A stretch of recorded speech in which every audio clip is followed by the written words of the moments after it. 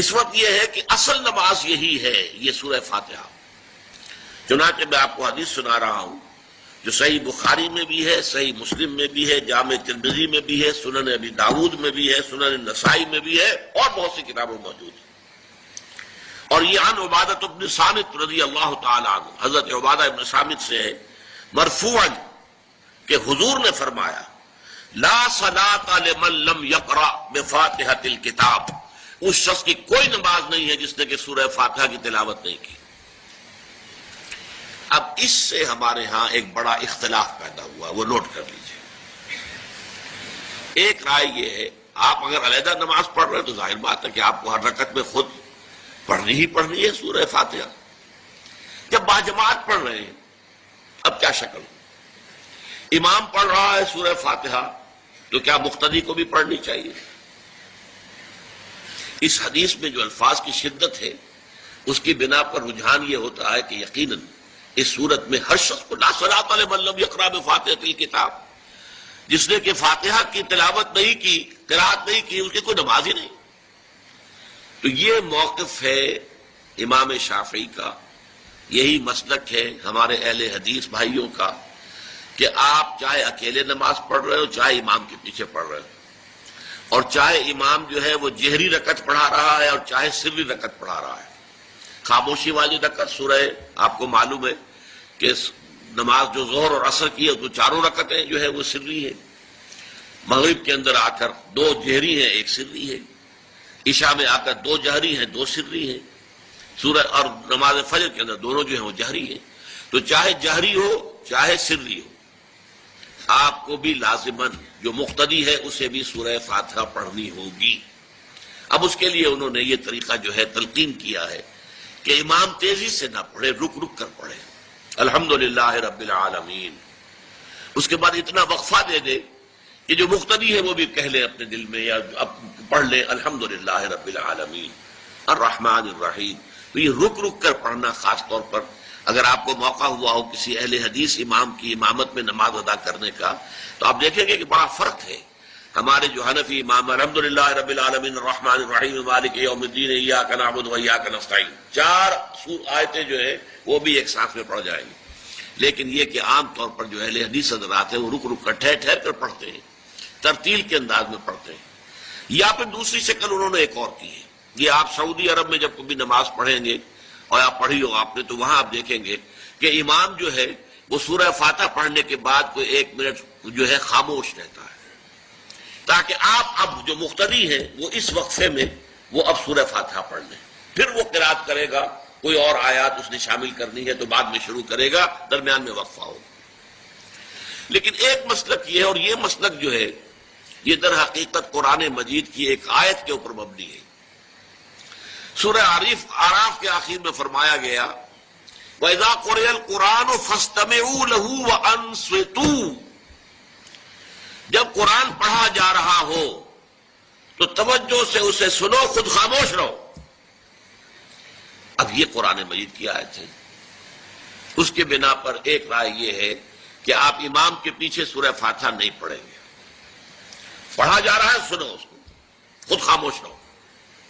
اور اس کے لیے وہ دلیل دیتے ہیں کہ یہ شکل ایک وفد کی سی ہے، جیسے کسی بڑی شخصیت کے پاس اگر آپ کا کوئی وفد جاتا ہے، 8-10 افراد ہیں، ان میں اسپوکس مین ایک ہوتا ہے، وہ بات کرتا ہے، باقی سب لوگ موجود رہتے ہیں، سنتے ہیں۔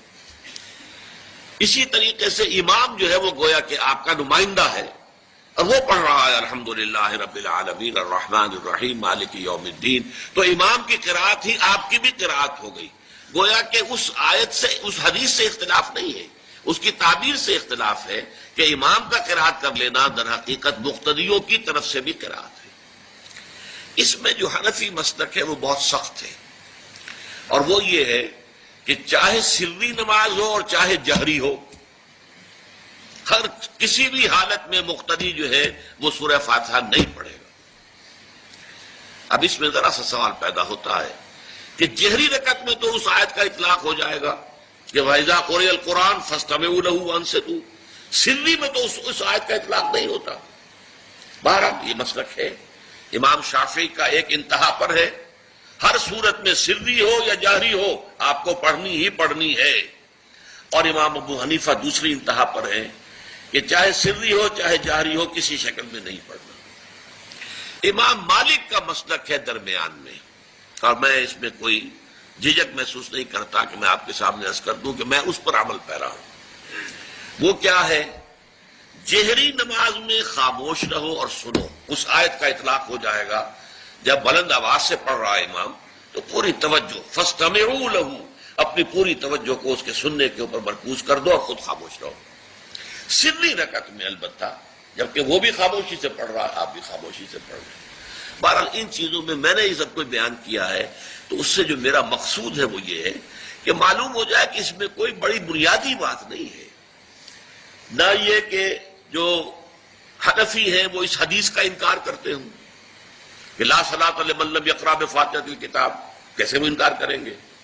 اور نہ ہی کوئی جو حنبلی ہے یا اہل حدیث ہے وہ قرآن کی اس آیت کا اختلاف سے جو ہے وہ اختلاف کر سکتا ہے کہ اذا قرئ القرآن فاستمعوا لہ وانصتوا، لیکن یہ کہ اس کے پھر اس سے جو احکام کا استنباط ہے اس میں اختلاف ہو جاتا ہے، تو اس کو نہیں سمجھنا چاہیے کہ یہ کوئی بہت بڑی اہمیت والی بات ہے۔ جب اللہ سے دعا کی جاتی ہے تو عام طور پر کہتے ہیں اللہ اپنے حبیب کے صدقے میں ہمیں سیدھی راہ دکھا، اس کا موجودہ دور کے حوالے سے کیا کانسیپٹ ہے؟ جو کام بھی ہم اللہ کے ساتھ کریں وہ ایک عبادت کا جز ہو جاتا ہے، اور اس میں کامل پیروی ہونی چاہیے حضور کی اور صحابہ کی۔ یہ صحابہ سے ثابت نہیں ہے، اس میں یہ ہے کہ ذرا بھی ہم ادھر سے ادھر ہو جائیں گے تو خطرے میں پڑ جائیں گے، مشتبہات میں آ جائیں گے۔ جو چیز صحابہ سے ثابت ہے اس پر اکتفا کیجیے۔ کیا وہ ان پہ کوئی محرومیت تھی کسی شے کی وجہ سے؟ کم رہ گئے کہیں؟ اصل میں ہم ان چیزوں میں جو کوئی بڑھاتے چلے جاتے ہیں اس سے پھر گمراہی کے، اگر شروع میں وہ گمراہی نہیں بھی ہوتی تو گمراہی کا احتمال اور گمراہی کا امکان ہو جاتا ہے۔ تو کیپ آن دی سیف وے، اور سیف وے یہ ہے کہ جو بھی چیز دعا کے ضمن میں جو بھی دعائیں صحابہ کرتے تھے جس طور سے کرتے تھے، حضور کو میں نے یہاں پہ حضور کے ساتھ صحابہ کو ایڈ کر لیا ہے، کیونکہ یہاں تو حضور کو کہنا کہ حضور کے صدقے حضور کے واسطے یہ اے اللہ ہمارا یہ کر دے، تو یہ تو گویا کہ اگر ایسی بات صحیح ہوتی تو صحابہ کرتے، حضور تو نہ کرتے کہ میرے صدقے اے اللہ میری بات یہ قبول کر لے، لیکن صحابہ تو کرتے نا۔ لیکن یہ کہ یہ چیزیں ثابت نہیں ہیں، بس یہ دلیل میرے نزدیک اصل ہے۔ اب آپ اس پر عقلی دلیل لائیں نقلی دلیل لائیں، اس کا کوئی فائدہ نہیں۔ پہلے اصول طے کروا لیجئے، ما انا علیہ واصحابی، دین وہ ہے جو حضور کے طرز عمل سے اور حضور کے صحابہ کے طرز عمل سے ثابت ہو جائے۔ اس اصول کو جتنا پختہ کر لیں گے پھر اس کے حوالے سے بھائی لاؤ ثبوت لاؤ، بس ٹھیک ہے۔ آگے کی بات، کسی بزرگ کی بات، کسی صوفی کی بات، کسی ولی کی بات، کوئی شے دلیل نہیں ہے دین میں۔ کسی دلیل، کسی دینی بات کی مزید وضاحت کے لیے کوئی شے ہو یا سائنس کی بات ہو، اس کا کوئی حدیث سے ثابت ہونا ضروری نہیں ہے، حضور سائنس پڑھانے نہیں آئے تھے۔ وہ فلسفے کا مسئلہ ہو، دین کی بات، عقیدے کی بات، عبادت کی بات، اور دعا جو ہے وہ خل عبادت ہے، عبادت کا جوہر ہے، اس میں یہ ہے کہ ما انا علیہ واصحابی، خصوصاً علی افضلہم وخاتم النبیین محمد الامین وعلی آلہ وصحبہ اجمعین۔ اما بعد فقد قال اللہ تبارک وتعالی كما ورد فی اول سورة البقرہ، اعوذ باللہ من الشیطان الرجیم، بسم اللہ الرحمن الرحیم، الف لام میم، ذالک الکتاب لا ریب فیہ ھدی للمتقین الذین یؤمنون بالغیب ویقیمون الصلاة ومما رزقناہم ینفقون والذین یؤمنون بما انزل الیک وما انزل من قبلک وبالآخرۃ ھم یوقنون اولئک علی ھدی من ربہم واولئک ھم المفلحون۔ وقال عز وجل كما ورد في نفس السورة ليس البر أن تولوا وجوهكم قبل المشرق والمغرب ولكن البر من آمن بالله واليوم الآخر والملائكة والكتاب والنبيين۔ وقال جل وعلا كما ورد في آخر نفس السورة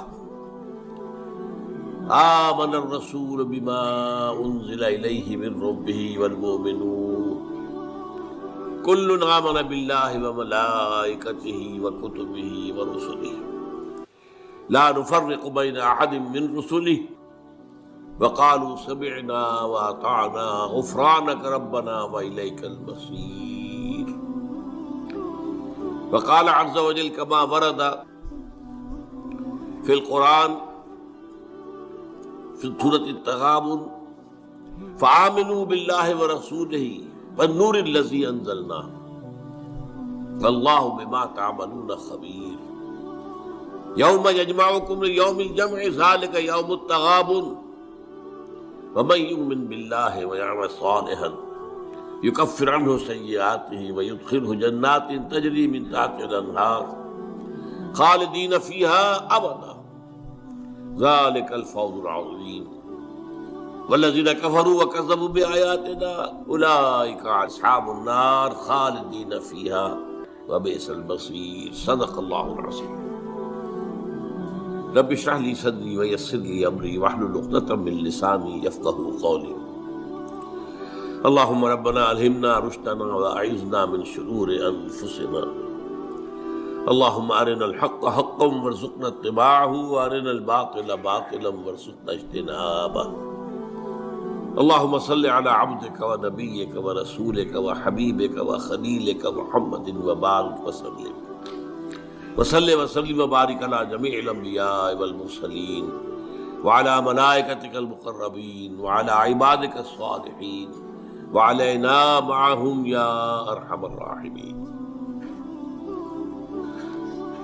معزز حاضرین اور محترم خواتین، آج ہم اللہ کا نام لے کر 4 خطبات سیرت کا سلسلہ شروع کر رہے ہیں۔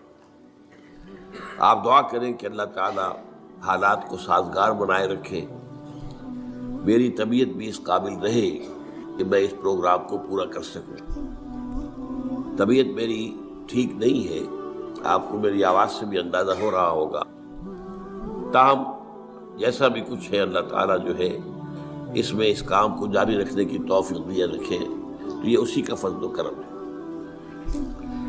یہ جو پہلا خطبہ ہمارا ہے سیرت کے بارے میں، اس کا عنوان ہے فلسفہ دین میں نبوت و رسالت کا مقام۔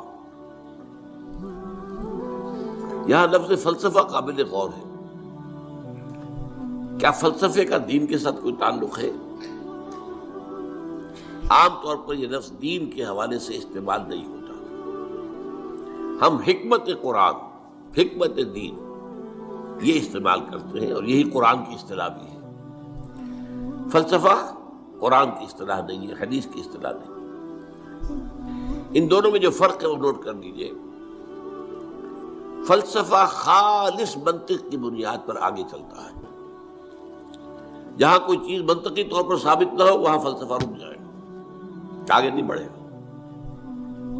جبکہ حکمت جو ہے اس میں جہاں منطق سے بھی سروکار ہے، وہاں فطرت کے اندر جو چیزیں اللہ نے ودیعت کی ہوئی ہے، اور جو بدیہیات فطرت کہلاتی ہیں، جن کے لیے کسی دلیل کی ضرورت نہیں ہے، بلکہ دلیل جو ہے ان کے لیے ثابت کی نہیں جا سکتی، ان چیزوں کو بھی ملحوظ رکھتے ہوئے فطرت سلیمہ کی رہنمائی میں عقل اور منطق اپنا سفر طے کریں تو اس کا جو نتیجہ ہوگا اس کا نام حکمت ہے۔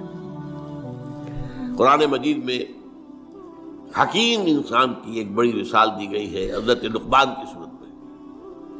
وَلَقَدْ آتَيْنَا لُقْمَانَ الْحِكْمَةَ أَنِ اشْكُرْ لِلَّهِ۔ ہمارا جو منتخب نصاب ہے مطالعہ قرآن حکیم کا، اس کا 3 درس اسی پر مشتمل ہے، سورہ لقمان کا 2 رکوع۔ البتہ ایک بات جان لیجئے کہ فلسفے کی بہت سی شاخیں ہیں۔ منطق خود ایک فن ہے اگرچہ، لیکن وہ فلسفے کی شاخ شمار ہوتا ہے۔ ایک زمانے میں نفسیات بھی فلسفے کی شاخ تھی، یہ سب فلسفے کی، لیکن اب جو ہے فلسفے کے لیے علیحدہ علیحدہ نام اس کی مختلف شاخوں کے لیے ہے۔ ایک کا نام ہے میٹا فزکس۔ میٹا فزکس جو ہے اس کا براہ راست تعلق جو ہے دین کے ساتھ۔ ایک ہے فزیکل ورلڈ، وہ جو ہم اپنے حواس سے خمسہ سے جس کے بارے میں معلومات حاصل کرتے ہیں۔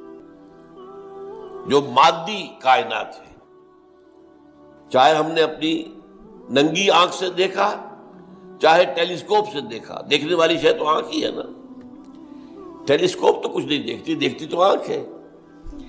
ٹیلیسکوپ نے اس آنکھ کا دائرہ بہت وسیع کر دیا، مائکروسکوپ سے دیکھا تب بھی دیکھا تو آنکھ نے ہے، مائکروسکوپ دیکھنے والی شے نہیں ہے۔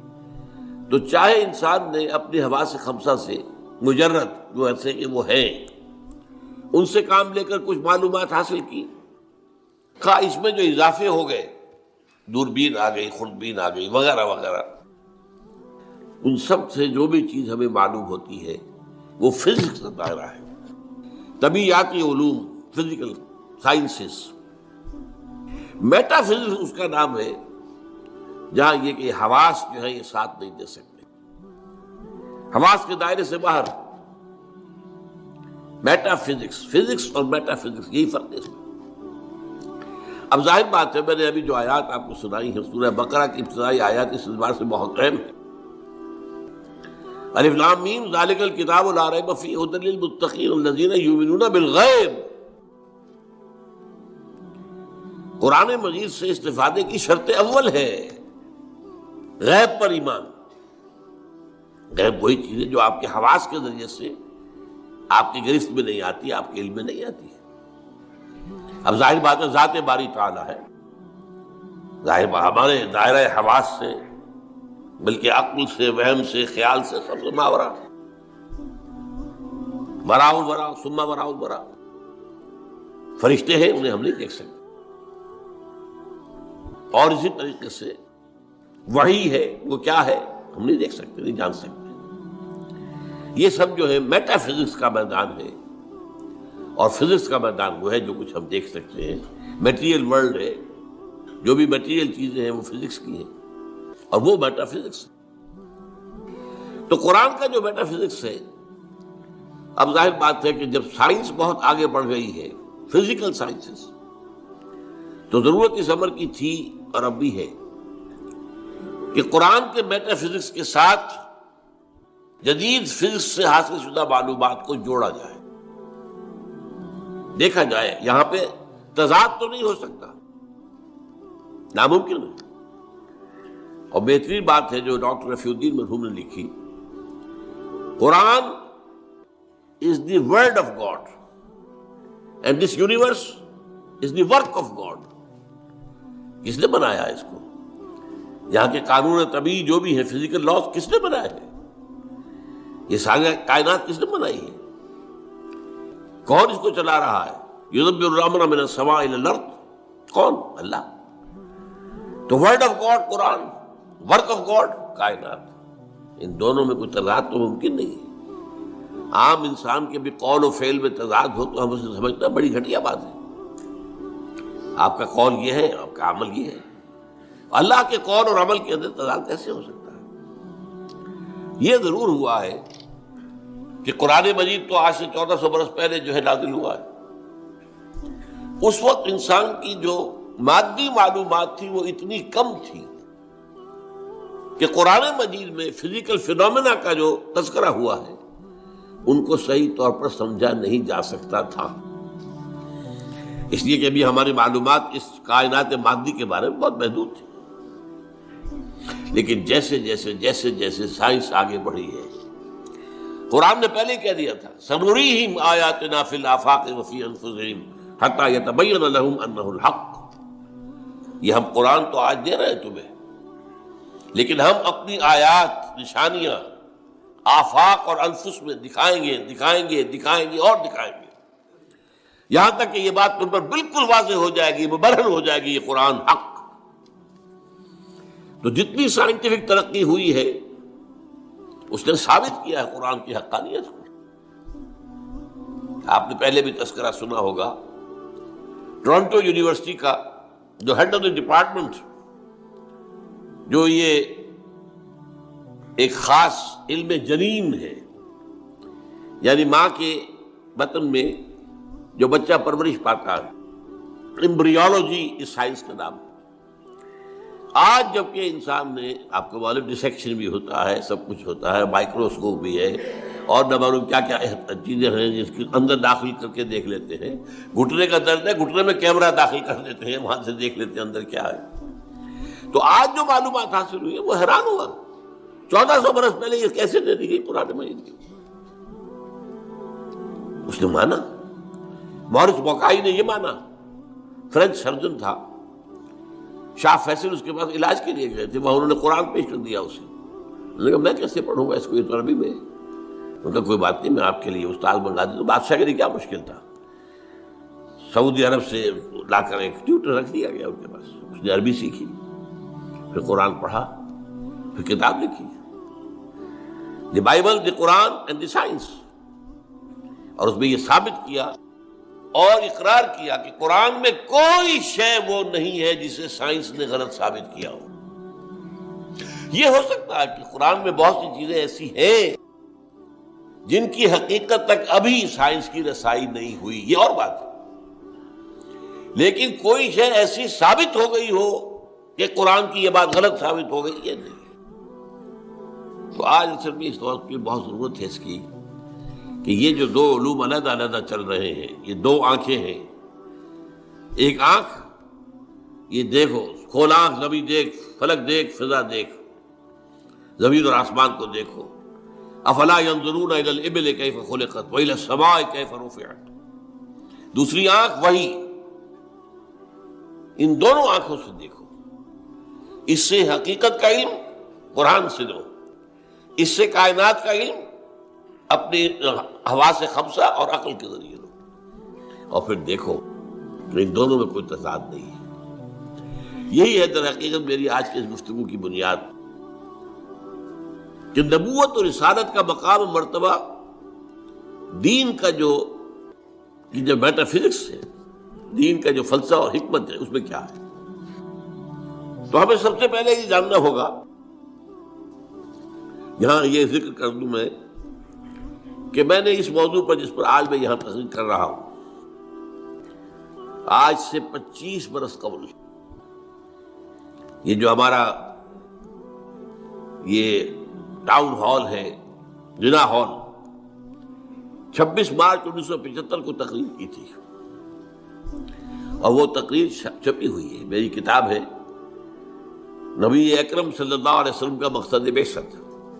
یہ جو میرا آج کا لیکچر ہے وہ پہلا لیکچر اسی موضوع پر اس وقت تھا. اب 25 سال میں یقیناً میرے فکر میں بھی کچھ وسعت پیدا ہوئی ہے. وہ جو علامہ اقبال نے جو کہا تھا، only stones do not change, رائے میں کچھ نہ کچھ تبدیلی آ سکتی ہے، کوئی وسعت ہو سکتی ہے، اپنی کسی بات پر انسان نظر ثانی کر سکتا ہے.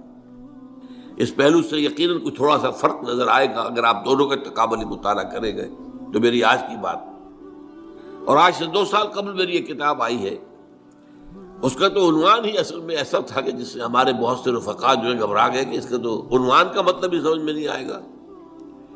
ایجاد و ابداع عالم،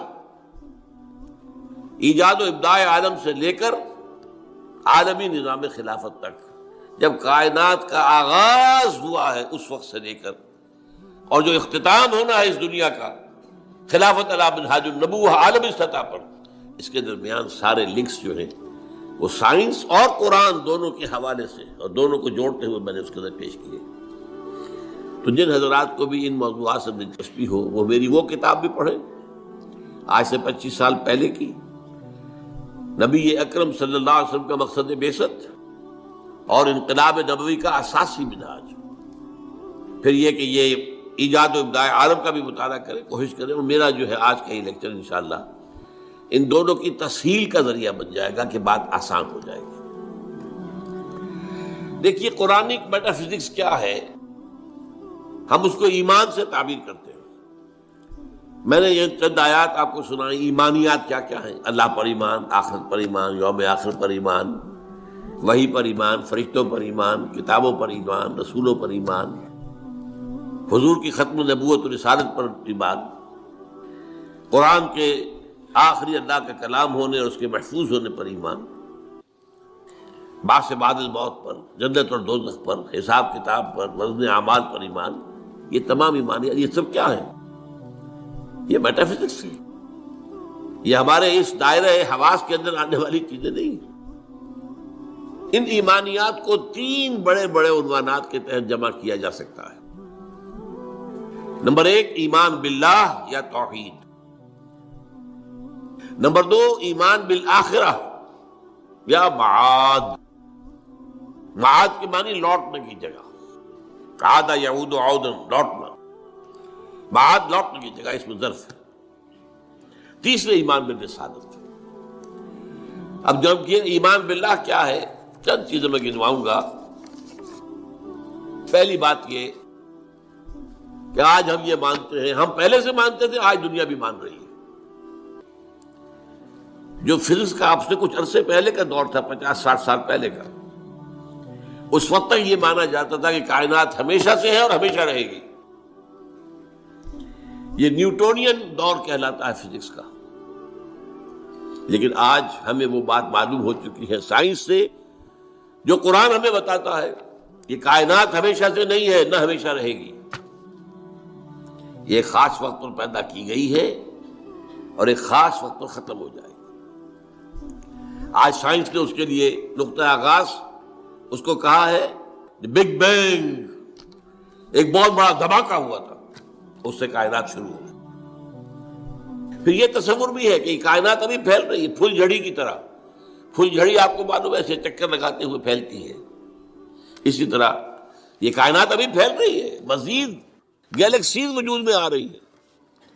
آپ اکثر و بیشتر اخبارات میں پڑھتے رہتے ہیں کہ آج ایک اور نئی گیلیکسی دریافت ہو گئی ہے، اتنے millions and millions and trillions and trillions years, light years دور ہے ہم سے۔ وہ تو حساب کتاب میں آنے والی باتیں نہیں، لیکن یہ کہ اللہ تعالیٰ نے بھی فرمایا تھا یزید اللہ فی الخلق ما یشاء، اللہ اپنی تخلیق میں اضافہ کرتا رہتا ہے جو چاہتا ہے، یا کرتا رہے گا، دونوں معنی اس کے ہو سکتے ہیں۔ فعل مضارع میں فعل حال بھی ہے اور فعل مستقبل بھی ہے۔ اور اسی کو اقبال نے کہا یہ کائنات ابھی ناتمام ہے شاید، کہ آ رہی ہے دمادم صدائے کن فیکون، کن فیکون، کن فیکون۔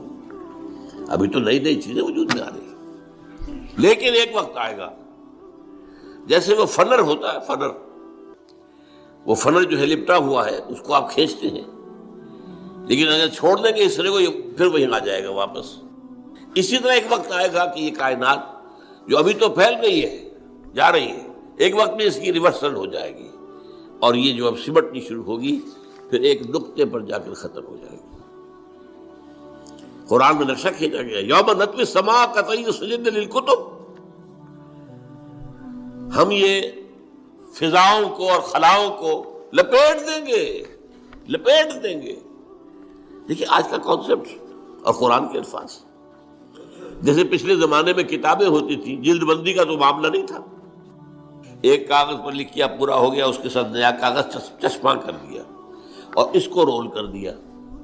اب آپ نے دوسرے کو لکھا، وہ پورا ہو گیا، پھر اس کو اور رول کر دیا، تیسرا لگا، وہ رول بنتے تھے، سکرولز بھی کہلاتے ہیں۔ تو یہ سکرولز، یہ آسمان، اللہ تعالیٰ فرما رہے ہیں یوم نطوی السماء کطی السجل للکتب، جیسے اس زمانے کی کتابیں ہوتی تھی کہ سکرولز کی صورت میں ہوتی تھی، اس طریقے سے ہم آسمانوں کو لپیٹتے ہیں۔ یہ کائنات نہ ہمیشہ سے ہے، نہ ہمیشہ رہے گی۔ ایک ہستی ہے البتہ جو ہمیشہ سے ہے اور ہمیشہ رہے گی،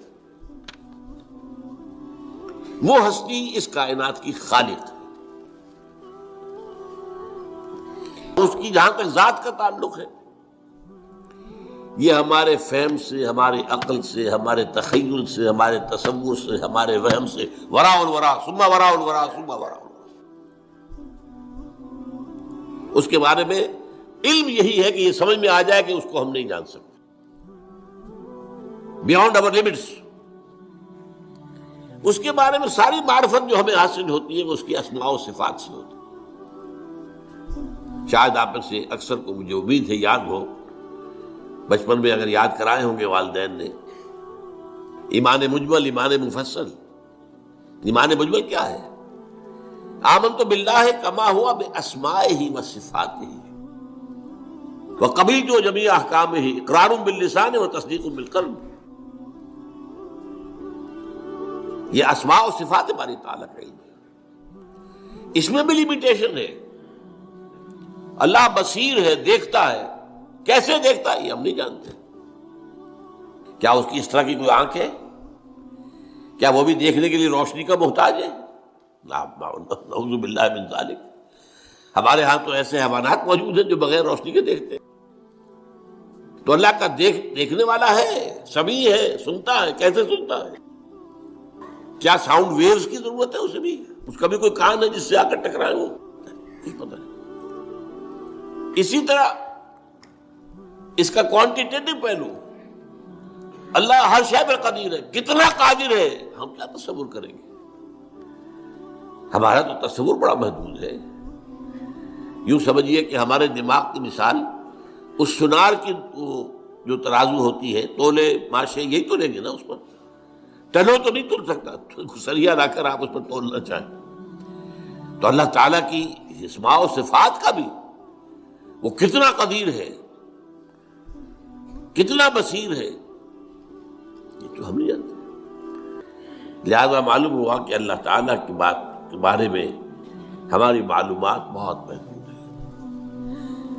بس یہ ہے، ایک بڑا پیارا شعر ہے: دور بینان بارگاہ الست جز پہ این برداند کے ہست.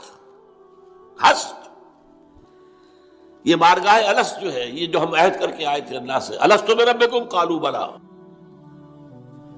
تو بارگاہ الست اللہ کی بارگاہ، جو لوگ اس بارگاہ میں دور تک دیکھ سکتے ہیں وہ سوائے اس کے اور کچھ نہیں کہتے کہ بس یہ تو ہمیں معلوم ہے کہ ہے. لیکن کیا ہے، کیسا ہے، کتنا ہے، کیسے دیکھتا ہے، کیسا اس کا چہرہ ہے. حالانکہ قرآن میں لفظ آیا چہرہ. کیسے اس کے ہاتھ ہے، قرآن میں لفظ آیا ہاتھ. ہم نہیں جانتے. دور بینان بارگاہ الست جز پئین برداند کے ہست. اس کی میں مثال دیا کرتا ہوں. دیکھیں کوئی دیوار ہے، بہت بڑی فصیل ہے. اب آپ دیکھ رہے ہیں اسے تو آپ کو اندازہ ہو گیا کہ ہوگی اتنی کوئی 100 فٹ اونچی ہوگی. چلیے جہاں تک نظر آ رہی ہے اتنی لمبائی ہے. اس کے اوپر کوئی رنگ وغیرہ ہے وہ بھی نظر آ گیا. کوئی اندھا شخص ہے وہ کیا کرے گا؟ وہ جا کے دیکھے گا، ٹٹورے گا. ہے بھائی فصیل تو ہے، کتنی اونچی ہے اسے کیا پتا؟ وہ تو نہیں دیکھ سکتا. یہ وہ ہے کہ دور بینان بارگاہ الست جس پہ این برداند کی ہست ہے ضرور. یہ جو اللہ ہے جس نے اس کائنات کو پیدا کیا، سارے نام اچھے نام اسی کے. ارید اللہ عبد الرحمن ایما تدعو فلہ الاسماء الحسنی. چاہے اللہ کہہ کر پکار لو، چاہے رحمان کہہ کر پکار لو. جس کو بھی پکارو یہ جان لو کہ تمام اچھے نام اسی کے ہیں، تمام اچھی صفات اسی کے اندر ہے اور بتمام و کمال ہے. وہ علی کل شیء قدیر ہے، بکل شیء علیم ہے. ہر چیز پر قادر، ہر چیز کا دیکھنے والا. پھر وہ تنہا ہے، تنہا اپنی ذات میں تنہا، لا شریک لہ، کوئی شریک نہیں. نہ صفات میں شریک ہے، نہ اختیارات میں شریک ہے. وہ تنہا ہے. لا مثل لہ ولا مثال لہ ولا مثیل لہ ولا ضد لہ ولا ند لہ ولا کفو لہ. یہ ہے اللہ کی ذات کے بارے میں ہمارے تصورات کا خلاصہ. اب آئیے دوسرا، ایمان بالآخرہ. اس اللہ نے جو اس کائنات کو تخلیق فرمایا ہے، اس میں اس کی تخلیق کا کلائمیکس انسان ہے. اس کی میں تفصیل ذرا بعد میں بیان کروں گا، ابھی یہ مضمون ختم ہو جائے. تخلیق کا کلائمیکس انسان. اس انسان کی یہ زندگی جو ہے، جسے ہم اپنے محدود مشاہدے کی وجہ سے سمجھ بیٹھتے ہیں 60 70 80 برس، وہ بہت بوڑھا ہو گیا 90 برس 100